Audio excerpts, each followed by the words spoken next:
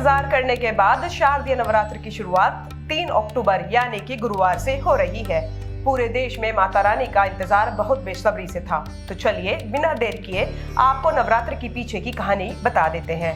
साथ ही आपको यह भी बताएंगे कि पहले दिन माता के किस रूप की पूजा की जाती है और यह पूजा कैसे करनी चाहिए।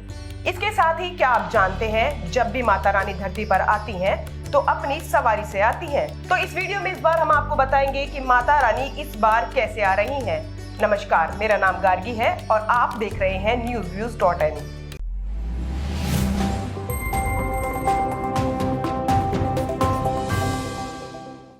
धर्म ग्रंथों और पुराणों के अनुसार शारदीय नवरात्र भगवती दुर्गा जी की आराधना का श्रेष्ठ समय होता है। नवरात्र के पावन दिनों में हर दिन माँ के अलग अलग रूपों की पूजा की जाती है, जो अपने भक्तों को खुशी, शक्ति और ज्ञान प्रदान करती है।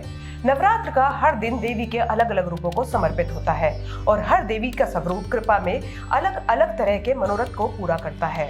नवरात्र का पर्व शक्ति की उपासना का पर्व है। ज्योतिष शास्त्रों के अनुसार माने तो शारदीय नवरात्रि में माता रानी का वाहन पालकी होता है। ज्योतिष शास्त्र के अनुसार जब नवरात्रि का प्रारंभ रविवार या सोमवार के दिन होता है तो माँ दुर्गा हाथी पर सवार होकर आती हैं। यदि नवरात्रि गुरुवार या शुक्रवार के दिन शुरू होती है तो माता रानी पालकी में सवार होकर आती हैं। वहीं नवरात्रि की शुरुआत अगर मंगलवार या शनिवार में होती है तो माँ घोड़े पर सवार होकर आती है। नवरात्रि अगर बुधवार को शुरू हो तो माता रानी नौका पर सवार होकर आती है। तो इस बार नवरात्र की शुरुआत गुरुवार से हो रही है तो माता रानी पालकी में आ रही है।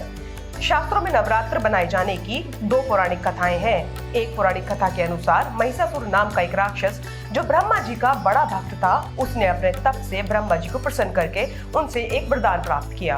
वरदान में उसे कोई देव, दानव या पृथ्वी पर रहने वाला मनुष्य नहीं मार सकता था।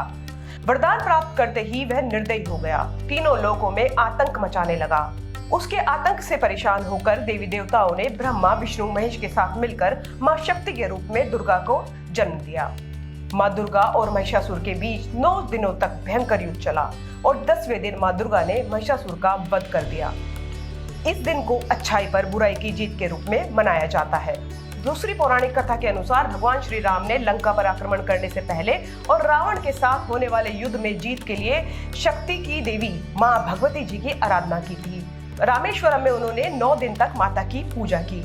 उनकी भक्ति से प्रसन्न होकर माँ ने श्री राम को लंका में विजय प्राप्ति का आशीर्वाद दिया था। 10वें दिन भगवान राम ने लंका नरेश रावण को युद्ध में हराकर उसका वध कर लंका पर विजय प्राप्त की थी। इसी दिन को विजयदशमी के रूप में मनाया जाता है। नवरात्रों के 9 दिनों में माता रानी के 9 अलग अलग स्वरूपों की पूजा की जाती है। माँ दुर्गा का पहला रूप शैलपुत्री का है, जो पहाड़ों की पुत्री है। यही नव दुर्गाओं में प्रथम दुर्गा है। कहते हैं पर्वतराज हिमालय के घर पुत्री के रूप में इन्होंने जन्म लिया था, उसी से उनका नाम शैलपुत्री रखा गया। नवरात्र के पहले दिन माँ शैलपुत्री की ही पूजा की जाती है। माँ शैलपुत्री को वृषोरूढ़ा और उमा के नाम से भी जाना जाता है। माता शैलपुत्री की पूजा से घर में सुख समृद्धि आती है। जिन लोगों का विवाह नहीं हो पा रहा हो या विवाह में परेशानी आ रही हो, उन्हें शैलपुत्री माता की पूजा में विशेष लाभ मिलता है।